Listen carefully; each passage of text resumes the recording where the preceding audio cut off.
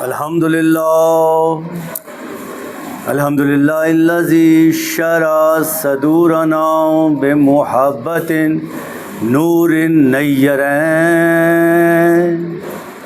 والضیاء الخافقین قرۃ العین رسول الثقلین حشبہ الناس بہ من الصدر الی القدمین وللزہراء البتول بمنزلۃ العین العین الذی قال جدہ وابوہ فی شانہ حسین منی وانا من الحسین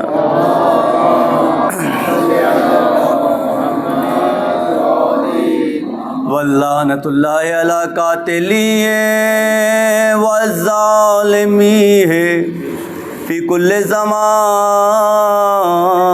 وائن اما بعد فقد قال اللہ سبحانہ وتعالی فی محکم کتاب فاعوذ باللہ من الشیطان الرجیم بسم اللہ الرحمن الرحیم ارأیت الذین یکذب بالدین فذلک الذین یدعو الیتیم فذلک الذین یدعو الیتیم ولا یحض علی طعام المسکین صلوات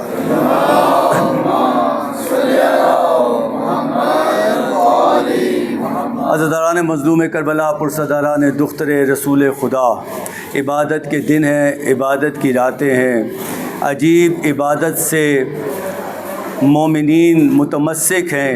جو عبادت آپ کے اندر اگر بروایت حدیث نبوی دیکھی جائے تو رسالت مآب کا فرمان ہے ان لقتل الحسین حرارتن فی قلوب المومنین لا تبردو ابدا، کہ یہ مومنین کے دلوں میں ایک حرارت ہے حسین کا قتل جو کبھی ٹھنڈی نہیں پڑ سکتی، ایسی حرارت ہے۔ لہٰذا یہ حرارت ہی ہے جو آج آپ اپنا گھر بار چھوڑ کر اس عبادت سے خود کو متمسک کیے ہوئے ہیں، اور یہی حرارت مومن کا زیور بھی ہے اور مومنیت کی معراج بھی ہے، کیونکہ کربلا انسانیت کا معجزہ تھا، بڑا عجیب معجزہ تھا، جہاں پر کرداروں کو تبدیل کر دیا جناب حسین کی اس عظیم قربانی۔ اگر میں چھوٹی سی مثال دوں تو کردار کیا ہوتے ہیں؟ ہر ماں، ہر باپ یہ چاہتا ہے کہ اس کی یہ اولاد جو ہے پھلے پھولے، اس کی خیر ہو، اس کے گھر میں برکت ہو، اس کا خانہ آباد ہو، لیکن کربلا کے بڑے عجیب کردار ہیں۔ ایک باپ ہے جو ہاتھ پہ ششمایا بچہ لے کر اللہ کی رضا کے لیے قربان کر رہا ہے، اور ایک ماں، کربلا کی مائیں ہیں جو شب عاشور ہر ماں اپنے بچے کو سجا رہی ہے، اس لیے نہیں سجا رہی کہ ان کے چہرے لگے، اس کے چہرے دیکھے، بلکہ اس لیے سجا رہی ہے کہ کربلا کے میدان میں برچھیاں کھا لیں۔ بڑا عجیب کردار ہے، بڑا عجیب معجزہ ہے، کردار انسانیت کا عجیب معجزہ ہے۔ بس اس معجزے سے خود کو متمسک اسی لیے رکھے ہوئے ہیں کہ یہی ہماری نجات کا ذریعہ ہے، یہی ہماری بخشش کا ذریعہ ہے۔ واجبات الہیہ کے ساتھ ساتھ یہ جو ہم ادا کرتے ہیں، حق ادا کرتے ہیں اور اللہ کا حکم بجا لاتے ہیں کہ اللہ فرماتا ہے قُلْ لَا أَسْأَلُكُمْ عَلَيْهِ أَجْرًا إِلَّا الْمَوَدَّةَ فِي الْقُرْبَى، کہ کہہ دو اے میرے حبیب مجھے تم سے کوئی اجر رسالت نہیں چاہیے سوائے اس کے کہ میرے قریبیوں سے مودت رکھو۔ یہ ہے حق مودت، یہ ہے حق مودت جو آپ اپنے گھر بار چھوڑ کر رسول خانوادہ رسالت کے غم میں شریک ہونے آئے۔ بس اس میں ہم دعا گو ہیں اللہ ہماری اس عبادت کو پرخلوص کرے، ہماری نیتوں کو بخیر کرے اور ہمیں اس کا عظیم اجر عطا فرمائے۔ سب سے پہلے میں دعا کرنا چاہتا ہوں، ہاتھ اٹھائیں کیونکہ آخر میں شبین برآمد ہونا ہے۔ یہ جو صف عزا کے بانیان ہیں، اس صف عزا کے جتنے بھی منتظمین ہیں جنہوں نے دامے درمے سخن قدمے اس صف عزا کو محبت سے بچھانے کا ذریعہ کیا ہے، میرے اللہ تجھے واسطہ محمد و آل محمد کا ان کی اس محبت کو اپنی بارگاہ میں قبول فرما۔ میرے اللہ تجھے واسطہ محمد و آل محمد کا ان کے جتنے بھی گزشتگان ہیں اس صف عزا کے اس محبت کے صدقے میں انہیں جوار آل محمد میں جگہ عنایت فرما۔ اس صف عزا میں رونق بننے کے لیے جتنے عزادار آتے ہیں، جتنی بیویاں آتی ہیں، پروردگارہ تجھے واسطہ محمد و آل محمد کا ان کی دینی و شرعی حاجات پوری فرما، ان کو سوائے غم حسین دنیا کے غموں سے بچا۔ پروردگارہ تجھے واسطہ محمد و آل محمد کا ہماری 100 دعاؤں کی دعا پردہ غیب میں موجود اپنی آخری حجت کا جلد از جلد ظہور فرما، ہم سب کو ان کے اعوال و انصار میں شامل فرما۔ ان دعاؤں کی قبولیت اور مجلس کی مقبولیت کے لیے بلند آواز میں درود پڑھ دیجیے۔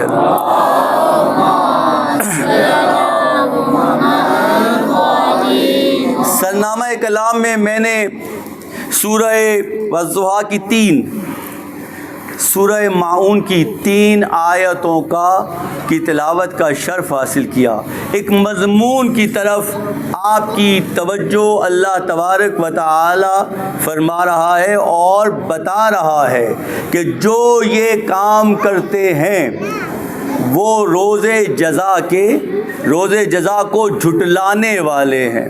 اللہ فرما رہا ہے ارایت الناس، یہ کہ جو تم نے ایسے لوگوں کو نہیں دیکھا جو روز جزا کو جھٹلاتے ہیں، ارایت الذین یکذب بالدین، ایسے لوگوں کو نہیں دیکھا جو روز جزا کو جھٹلاتے ہیں۔ پھر اللہ تبارک و تعالیٰ ان لوگوں کا تعارف کرواتا ہے، وہ لوگ کون ہیں جو روز جزا کے منکر ہیں۔ کہا فذالک الذین یدعوا الیتیم، جو یتیموں کو دھکے دیتے ہیں، جو یتیموں کو دھکے دیتے ہیں اور مسکینوں کو کھانا کھلانے کی ترغیب نہیں دیتے۔ یعنی مسکینوں کو کھانا کھلانا کتنا ضروری ہے، اگر وہ نہیں دیتے، ترغیب نہیں دیتے تو وہ بھی روز جزا کو جھٹلا رہے ہیں۔ جو یتیموں کے ساتھ اچھا سلوک نہیں کرتے وہ بھی روز جزا کے منکر ہیں۔ اس آیت کی تفاسیر بڑی کی گئی ہیں اور اس سورہ کی تفاسیر میں کہا گیا کہ یہ عاص بن وائل جیسے ملعون کے بارے میں یہ آیا کیونکہ یہ وہ شخص ہے جس نے رسالت مآب کو خاکم بدہن ابتر کا تانا دیا تھا، اور یہ وہ شخص ہے جو لوگوں کو کہتا تھا کہ رسالت مآب پر پتھر مارو۔ رسالت مآب جب گلیوں سے گزرتے تھے تو پتھروں کی بارش کرتا تھا۔ یہ کہا جاتا ہے کہ وہ مسکینوں کو دھتکار دیتا تھا اور کہتا تھا ان کو کوئی کھانا نہ کھلائے۔ یہ عاص بن وائل، اور دوسرا کسی نے اس تفسیر میں بتایا کہ ابو جہل کے بارے میں یہ کہا گیا کہ ابو جہل نے کسی یتیم کی پرورش کی، جب اس نے اپنے مال سے اپنا حق مانگا تو اس نے دھکے دے کر اس کو گھر سے نکال دیا، اس کے اپنے گھر سے نکال دیا۔ ابو جہل کے بارے میں کہا گیا، لیکن اس آیت کا مصداق وہ کسی خاص شخصیت کو تفاسیر میں نہیں قرار دیا جاتا، بلکہ جو اس آیات کے مطابق عمل کر رہے ہیں وہ سب وہی ہیں جو روز جزا کو جھٹلاتے ہیں۔ اگر کوئی یتیم کے ساتھ اچھا سلوک نہیں کر رہا، دیکھیں بڑی مختصر سورہ ہے، 7 آیات ہیں اس کی، لیکن بڑی مفصل ہے، ایک پورا مضمون ہے اس سورہ میں کہ اللہ بتا رہا ہے روز جزا۔ دیکھیں روز جزا کا جو بھی جھٹلانے والا ہے اس کا ٹھکانہ نار جہنم ہے، وہ جہنم جائے گا۔ اپنے لیے اس دنیا میں اگر کوئی اس چیزوں کو اپناتا ہے اور ان چیزوں پر عمل کرتا ہے، اگر وہ یتیموں کو جھٹکارتا ہے، وہ مسکینوں کو کھانا نہیں کھلاتا، آیات آگے بڑھتی ہیں اور کہتے ہیں جو نماز سے غافل رہتا ہے وہ بھی روز جزا کو جھٹلاتا ہے، جو دکھلاوا کرتا ہے وہ بھی روز جزا کو جھٹلاتا ہے، اور جو اس معاشرے میں جو ایک دوسرے کے قریب آنے کے لیے جو تدابیر ہیں ان کو نہیں اختیار کرتا، یعنی معاشرے میں رہنے کے قابل نہیں رہتا، وہ بھی روز جزا کو جھٹلاتا ہے۔ آیت نے بڑا واضح کر دیا کون کون لوگ ہیں کہ جو روز جزا کو جھٹلاتے ہیں۔ جب کہا گیا نا کہ مسکینوں کو کھانا نہیں کھلاتا تو بڑا واضح ہوا، لیکن آپ اور ہم جس کے ماننے والے ہیں ان کے بارے میں تو جب وہ مساکین کو اپنے آگے سے روٹیاں اٹھا کے دے دیں تو قرآن میں ان کے لیے آیتیں اتر آتی ہیں، وَيُطْعِمُونَ الطَّعَامَ عَلَىٰ حُبِّهِ مِسْكِينًا وَيَتِيمًا وَأَسِيرًا۔ صلوات محمد۔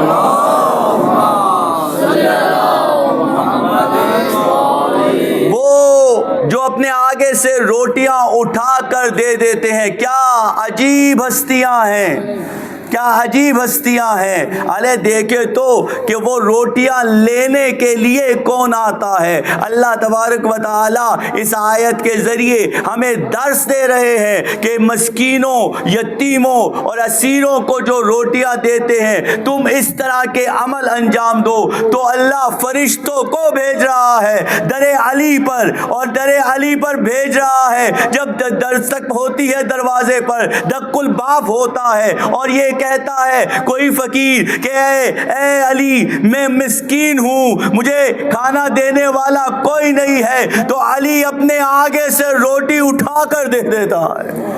اور صرف علی نہیں دیتے بلکہ علی کے دو شہزادے حسنین بھی اپنے والد کی تقلید کرتے ہیں، روٹیاں دے دیتے ہیں، اور پھر بیوی جو اس گھر کی مالکہ ہے وہ بھی روٹی اٹھا کے دیتی ہے۔ اب یہاں تک بات نہیں رہتی، بس یہ تو خانوادہ رسالت مآب ہے نا، لیکن جو اس سے متمسک ہو جاتا ہے وہ کیسے فلاح پاتا ہے کہ اس گھر میں موجود کنیز بھی اپنی روٹی تقلید محمد و آل محمد میں فقیروں کو، مسکینوں کو اور اسیروں کو دے دیتی ہے۔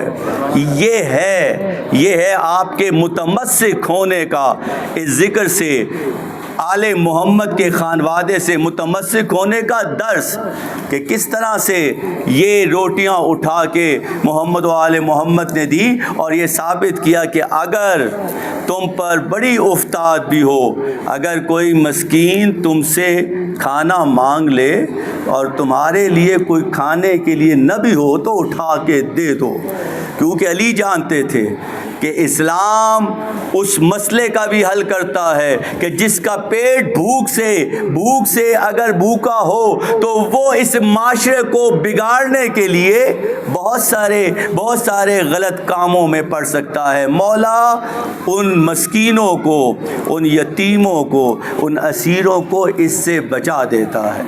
اور جب کہا گیا نا کہ یتیموں کو جو دھتکارتے ہیں، آپ سب جانتے ہیں حبیب خدا ختم الانبیاء حضور احمد مجتبی حضرت محمد مصطفیٰ صلی اللہ علیہ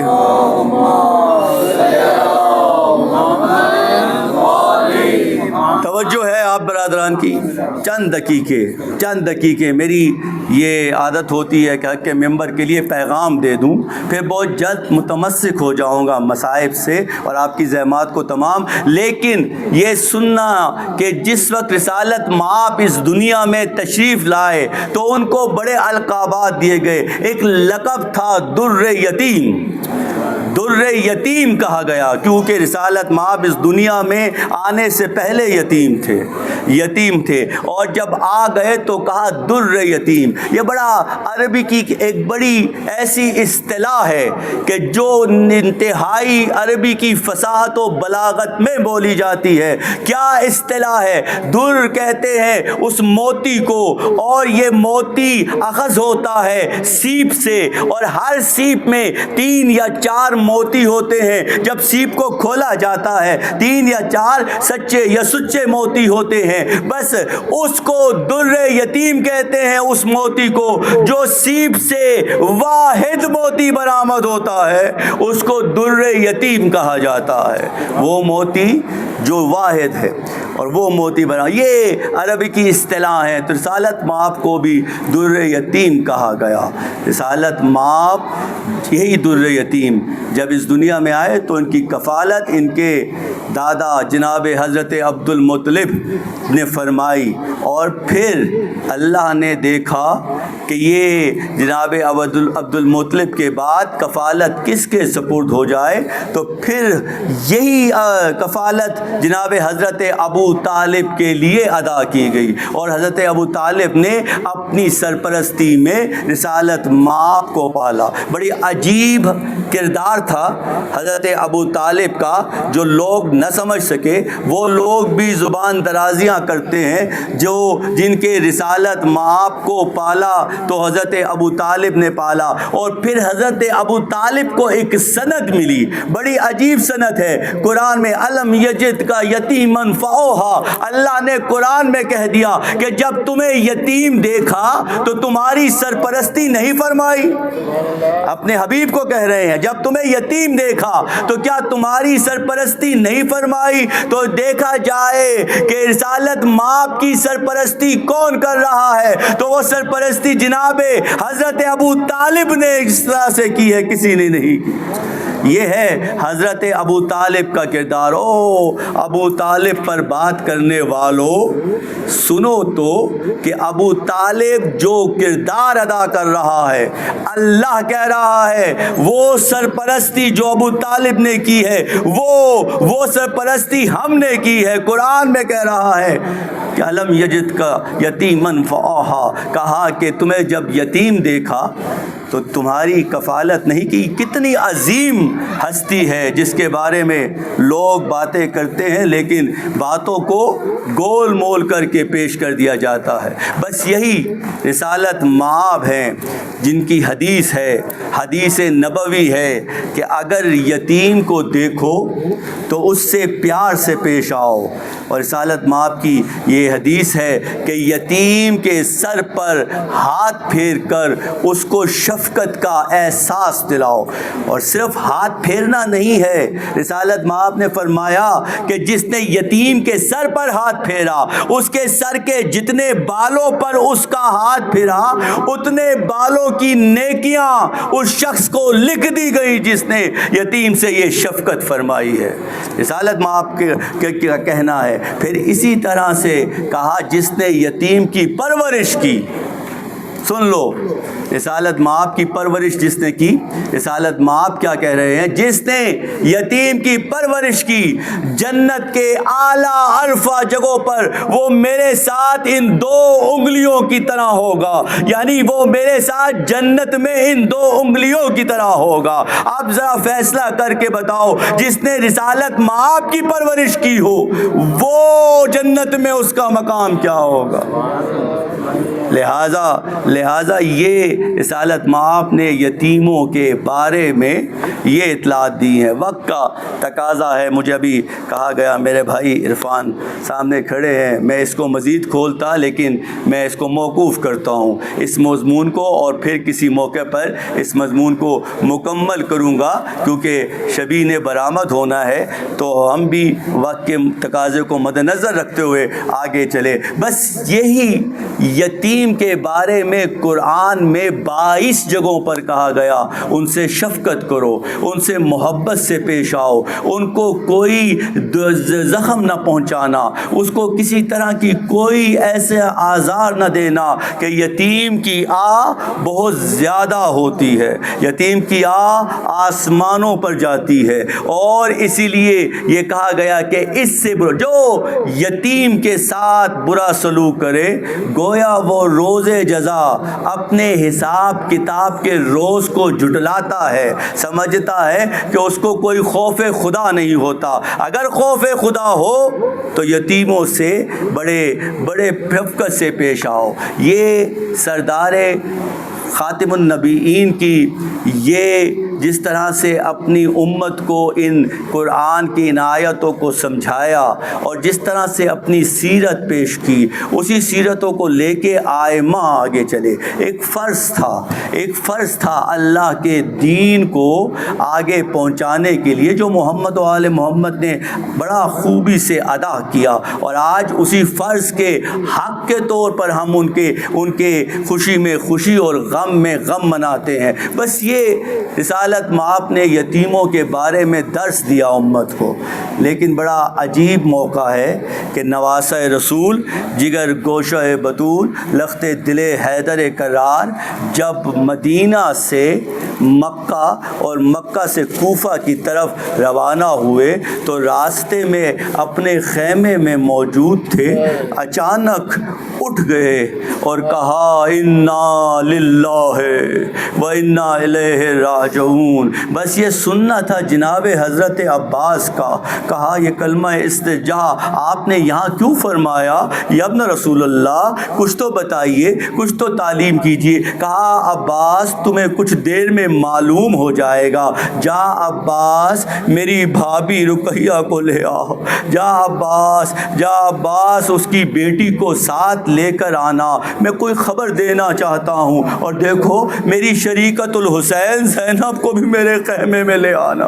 تاریخ نے لکھا جناب حسین کے خیمے میں یہ ہستیاں آئیں اور کھڑی ہو گئی۔ اس وقت جناب امام حسین نے کہا عاتقہ اے میرے مسلم کی بیٹی آ میری گود میں بیٹھ جا، آ میری گود میں بیٹھ جا۔ جناب حسین نے اس کے سر پر ہاتھ پھیرا، سر پہ ہاتھ، خانوادہ رسالت سے مربوط بچیاں تھی، سمجھ جاتی تھی، ہاتھ کو جب پھیرتے دیکھا کہا چچا آج آپ اس طرح میرے سر پر ہاتھ پھیر رہے ہیں جیسے کوئی یتیم ہو جائے اور اس کے سر پر ہاتھ پھیرا جاتا ہے۔ کہا ہاں بچی میں تجھے یہ بتانا چاہتا ہوں کہ تیرا بابا مسلم کوفے میں شہید ہو گیا ہے، لیکن بچی تو غم نہ کرنا، تیرا چچا ابھی زندہ ہے۔ بچی میں تجھے بتاتا ہوں کہ یتیم کے ساتھ کیا سلوک کیا جانا چاہیے۔ سر پر ہاتھ پھیرا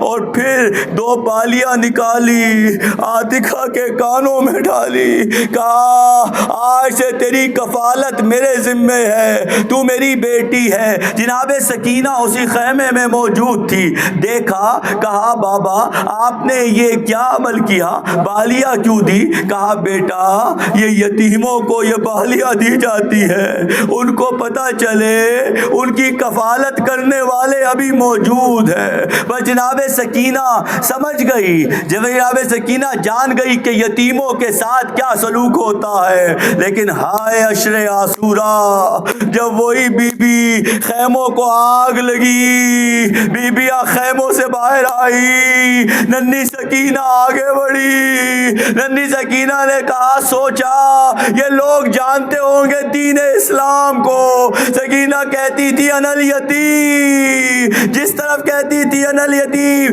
ایک شقی آگے بڑھتا تھا تماچا لگاتا تھا، ایک شقی آگے بڑھتا تھا تماچا لگاتا تھا۔ بس اخنس ملعون نے جب دیکھا کہ یہ وہ بچی ہے جس کے کانوں میں بالیاں ہیں، یہ بالیاں بڑی عظیم ہوں گی، بس آگے بڑھا، اپنے گھوڑے پر بیٹھا تھا، جناب سکینہ کے گوشوارے پکڑے اور جناب سکینہ کو ایسے جھٹکا دے کر زمین پر گرایا، جناب سکینہ کے گوشوارے تلواریں چھن گئے اور جناب سکینہ کا خون جاری ہو گیا.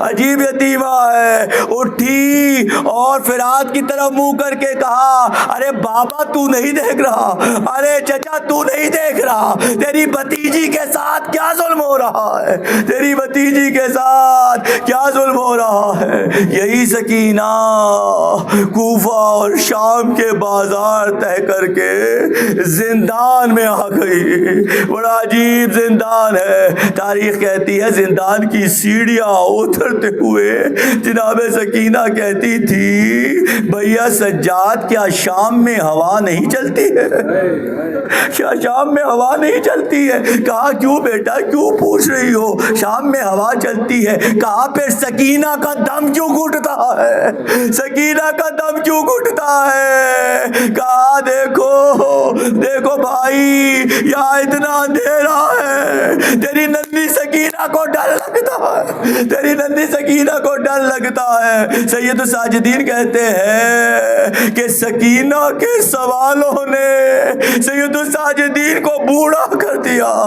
بچے بڑے عجیب سوال کرتے ہیں. سکینہ پوچھتی تھی بھائی یہ جو پرندے اڑ کے جاتے ہیں صبح یہ کہاں جاتے ہیں. کہا بھائی کہا بیٹا اپنے اپنے اپنے رزق کی تلاش میں جاتے ہیں. جب شام کو وہی پرندے واپس آتے تھے تو کہتی تھی کہ یہ پرندے کہاں جا رہے ہیں. کہا تمہیں معلوم نہیں یہ پرندے پلٹ کر اپنے گھر کو جا رہے ہیں. تو کہتی تھی بھائی کیا اسیروں کا کوئی گھر نہیں ہوتا, ہم کب اپنے گھر جائیں گے. بھائی مجھے مدینہ لے چلو بھائی, یہاں میرا دم گھٹتا ہے. تاریخ نے لکھا انہی راتوں میں سے ایک رات ایسی آئی کہ جناب سکینہ کھڑی ہو گئی اپنے بھائی کے سامنے.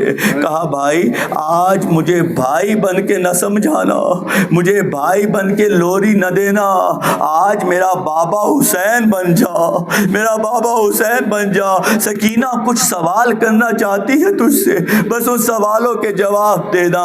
کہا کیا ہوا. کہا بھائی پیاس میری ہڈیوں میں اتر گئی ہے. سکینہ پیاس میری ہڈیوں میں اتر گئی ہے. جناب سید الساجدین کے آنسو روانہ ہوئے. کہا سکینہ تو 3 سال کی چھوٹی بچی ہے, تجھے کیسے معلوم ہڈیوں میں پیاس کیسے اتر جاتی ہے. کہا اچھا بھائی یہ بات ہے تو آپ بتا دو ہڈیوں میں پیاس کیسے اترتی ہے. کہا سننا چاہتی ہو, سنو سکینہ جب بندے کو پیاس لگتی ہے تو گلا کانٹوں سے بھر جاتا ہے. یہی پیاس جب بڑھتی ہے تو زبان کانٹوں سے بھر جاتی ہے. یہی پیاس اگر بڑھے تو بدن میں کمزوری آتی ہے. جب یہی پیاس بڑھنے لگے نا تو آنکھوں کے آگے اندھیرا آ جاتا ہے. سکینہ اور پھر جناب سید الساجدین دیوار کا سہارا لے کر اٹھے. کہا سید الساجدین یہ پیاس اگر زیادہ, سکینہ کو کہا یہ پیاس اگر زیادہ بڑھ جائے تو دیکھو مجھ بیمار کو وہ دیواروں کا سہارا لے کر اٹھتے ہیں, وہ دیواروں کا سہارا لے کر چلتے ہیں. اور کہا سکینہ نے کہا اس کے بعد بھائی کیا ہوتا ہے. کہا اب جب پیاس بڑھے نہ سکینہ بس یہ آخری پیاس ہوتی ہے, اس کے بعد گوشت ہڈیوں کو چھوڑ دیتا ہے, گوشت ہڈیوں سے جدا ہو جاتا ہے. جناب سکینہ سامنے کھڑی ہو گئی, اپنی کلائی دکھا کر کہا یہ دیکھو بھائی تیری بہن کا گوشت اس کی ہڈیوں کو چھوڑ چکا ہے. بھائی مجھے پتا چل گیا اب یہ میری زندگی کی آخری پیاس ہے, سکینہ کا آخری دن ہے. بس بھائی میں تجھ سے کچھ کہنا چاہتی ہوں, اگر اس پر ممکن ہو تو عمل کر لینا. جناب سید الساجدین نے کہا کیا چاہتی ہو بیٹا. کہا بھائی میں نے سنا تھا اسلام میں جنازوں کو امانتاً دفنا دیا جاتا ہے. اچھوں کو اچھوں کو ایک بچی کی خواہش ہے, 3 سال کی بچی کہہ رہی ہے اپنے بھائی سے ارے بھائی جب مجھے اس قید خانے میں موت آ جائے تو بھائی مجھے دفنا دینا, میں جانتی ہوں کبھی تو رہائیاں ہوں گی, بھائی مجھے اپنے بابا کے پاس لے جانا. جناب سید الساجدین ساجدین نے اپنی بیٹی کو اپنی بہن کو گلے سے لگایا اور کہا او سکینہ تیری قسمت بڑی عجیب ہے، سکینہ تجھے نہیں معلوم کہ تیرا بھائی کتنا غریب ہے، تیرے بھائی کیسے لے جا سکتا ہے۔ تاریخ نے لکھا ایک رات سی بھی بھائی کے پاس وہی سکینہ سو گئی، سکینہ کا سونا تھا، اچانک اٹھی اور کسی چیز کو اندھیرے میں تلاش کرنے لگی، اندھیرے میں تلاش کر رہی ہے۔ کہا کیا ڈھونڈ رہی ہو سکینہ؟ جناب سید الساجدین نے پوچھا کہ کیا ڈھونڈ رہی ہو سکینہ؟ کہا میرا بابا کہاں ہے؟ میرا بابا آیا تھا، ان کے ساتھ میرا دادا علی مرتضیٰ بھی تھا، بس اٹھو میرے بابا کو ڈھونڈو، میرا بابا کہاں ہے؟ جناب سید الساجدین نے کہا بیٹی کوئی خواب دیکھا ہے؟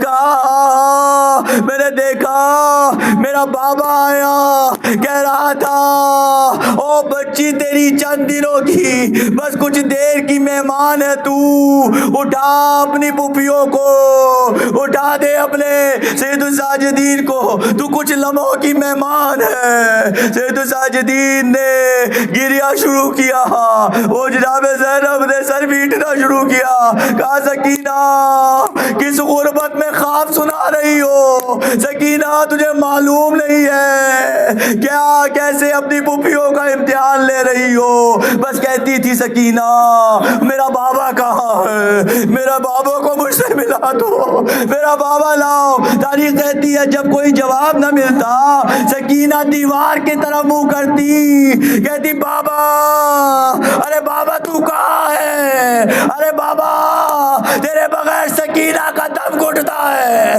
بابا اپنی بیٹی کو لے کر چلا جا۔ تاریخ کہتی ہے وہ جو ظالم بیٹھا تھا دربار میں کہا یہ بچی اتنا کیوں رو رہی ہے؟ یہ بچی کیوں رو رہی ہے؟ کہا بابا کا سر چاہیے، بابا کا سر مانگنا چاہتی ہے۔ کہا لے جا اس حسین کا سر دے آ اس کی بیٹی کو۔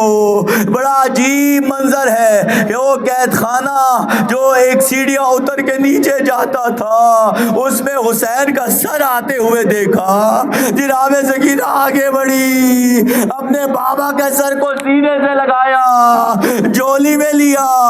ارے بابا تو کہاں تھا؟ بابا تو نہیں جانتا تیری سکینہ پر کیا مشکل تھی؟ بابا دیکھ میرے بدن میں بڑا درد ہے، بابا دیکھ تیری سکینہ پر بڑا ظلم ہوا ہے، بتاؤ بابا کیا ہوا؟ وہ تیرے قتل کے بعد ظالم نے مجھے ایک اونٹنی پہ بٹھایا، بابا میں نہیں جانتی کتنی بلندی تھی، لیکن بابا جب میں اونٹنی سے نیچے آئی آج تک ارے دادی زارا کی طرح سکینہ کی پسلیاں دکھتی ہیں، سکینہ کی پسلیوں میں درد ہے۔ ارے بابا تو نہیں جانتا سکینہ بڑی مشکل میں ہے۔ بابا جب میں تجھے روتی تھی نا شام کے بازاروں میں تیرے سر کو دیکھ کے روتی تھی، ظالم تازیانے لے کر آتے تھے، بابا میری کمر تازیانوں کے وار سے لہو لہان ہے۔ ارے بابا کوئی ظالم تو آ کر مجھے اتنے تماچے لگاتے تھے، اجرکم اللہ، اتنے تماچے لگاتے تھے کہ ظالم کی انگوٹھی کا نشان اب تک سکینہ کی گال پر پہنچا۔ اجرکم اللہ، اجرکم اللہ۔ کیا ہوتا ہے زینب؟ سکینہ کہہ رہی ہے بابا اب تیری سکینہ سے یہ سختیاں نہیں اور برداشت ہوتی، بابا دیکھ چاہتا ہے نا کہ تیری سکینہ آرام سے سو جائے، بابا اپنی بیٹی کو اپنے ساتھ لے جا، تیری بیٹی تھک گئی ہے، تیری بیٹی میں اب حوصلہ نہیں ہے، وہ شام کے بازار گزار کے آئی ہے، بابا تیرے میں ہونٹوں کو دیکھتی ہوں جس میں ظالم چھڑی مارتا تھا۔ ارے بابا سکینہ کہاں بوسا لے، تیرے سر زخموں سے چور، تیرے ہونٹ ظالم کی چھڑی سے کٹے ہوئے، بابا سکینہ کو ساتھ لے جاؤ۔ تاریخ نے لکھا آخری بہن جناب سکینہ کا آیا اور کہا بابا اگر تو اب چلا گیا تیری سکینہ تیرے بغیر نہیں رہ سکے گی، بس بابا اب میرے ساتھ یہ نہ کرنا. تاریخ کہتی ہے بس سکینہ نے اپنے بابا کے سر پر بوسہ دینے کے لیے جھکی. کافی دیر ہو گئی, سکینہ دوبارہ نہ اٹھی, سکینہ کا سر نہ اٹھا. جناب زینب نے کہا او سید الساجدین آگے بڑھ دے, دیکھ سکینہ کا کیا حال ہے. سید الساجدین آگے بڑھے, کہا انا للہ و انا الیہ راجعون, اور ایک ندا دی, ایک فریاد کی. وہ دل چاک چاک اپنے برادر کا کر گئی, بابا حسین تیری سکینہ بھی مر گئی. دل چاک چاک اپنے برادر کا کر گئی, بابا حسین تیری سکینہ بھی مر گئی. ارے دل چاک چاک اپنے برادر کا کر گئی, بابا حسین تیری سکینہ چاک اپنے برادر کا کر گئی, بابا حسین تیری سکینہ بھی مر گئی. ارے تازہ تھا قلب دار پہ اصغر کا غم, ابھی جھولا نہیں تھا میں علی اکبر کا غم. علی ایک اور بھی یہ مجھ پہ مصیبت گزر گئی, بابا حسین تیری سکینہ بھی مر گئی. دل اپنے برادر کا کر گئی, بابا حسین تیری سکینہ بھی مر گئی. اے دل چاک چاک اپنے برادر کا کر گئی, بابا حسین تیری سکینہ بھی مر گئی. ارے تشنا دہن تھی اور تھے ہونٹوں پہ سسکیاں, درے لگا کے دیتے تھے ظالم تسلیاں. ننھی سی جان دین پہ قربان کر گئی, بابا حسین تیری بسم اللہ شاباش شاباش. دل چاک چاک اپنے برادر کا کر گئی, بابا حسین تیری سکینہ بھی مر گئی. ارے اس کا خیال رکھنا خیال عظیم ہے, سوچا نہیں کسی نے کہ بچی یتیم ہے. رنجو علم ملے ہیں حزینہ جدھر گئی, بابا حسین تیری سکینہ بھی مر گئی. دل چاک چاک اپنے برادر کا کر گئی, بابا حسین تیری سکینہ بھی مر گئی. ارے آرام اور چین کے منظر بھی چھن گئے, کانوں سے خون بہتا ہے گوہر بھی چھن گئے, لیکن وہ صبر و ضبط کی حد سے گزر گئی, بابا حسین تیری شاباش. سکینہ بھی مر گئی. دل چاک چاک اپنے برادر کا کر گئی, بابا حسین کہا بابا پڑھو, سکینہ بھی مر بابا مجھے بتا دو میری بیٹی بڑی غربت میں اپنے بھائی کو چھوڑ کے گئی ہے, بابا بتاؤ تو میں کس طرح سے سکینہ کو دفناؤں, میں کس طرح سے سکینہ کو کفن دوں. بابا تیرا بیٹا بڑا غریب ہے. بابا حسین تیری سکینہ بھی مر گئی. ارے ہاتھوں میں ہتھ کڑی ہے تو پیروں میں بیڑیاں, خواہر کی قبر کیسے بناؤں میں بابا جان. ایک اور دل میں درد کی برچھی اتر گئی, بابا حسین تیری سکینہ بھی مر گئی. ارے دل چاک چاک اپنے بسم اللہ بسم اللہ بسم اللہ. کر گئی, ارے بابا حسین تیری سکینہ بھی مر پڑھو. گئی.